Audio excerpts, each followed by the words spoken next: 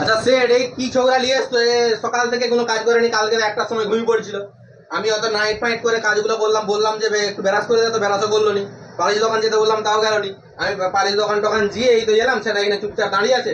তাহলে এরকম বালের ছোকরাকে দোকান রেখে কি লাভ আছে? যদি কিছু কাজ না করবে তাহলে কি করতে আমরা রয়েছে এখানে?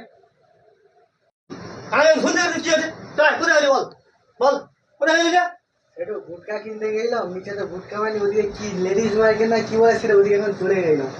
গুটকা দোকানে তুই লেডিস মার্কেট গেছু? লেডিস মার্কেটে তো শুধু মেয়ে দেখতে পাবি। হ্যাঁ, লেডিস মার্কেটে গুটকা পাওয়া যায়? সেটু গুটকা দোকানটা মানে শুধু মেয়েই মেয়ে। তুই হালদা যে 500 টাকা গুটকা কিনতে দিল, সেটা আমি একটা চশমা একটা টুপি কিনে নিচ্ছি। ভালো করেছিস, চশমা টুপি পরে ওইখানে মেয়ে দেখে এসেছিস।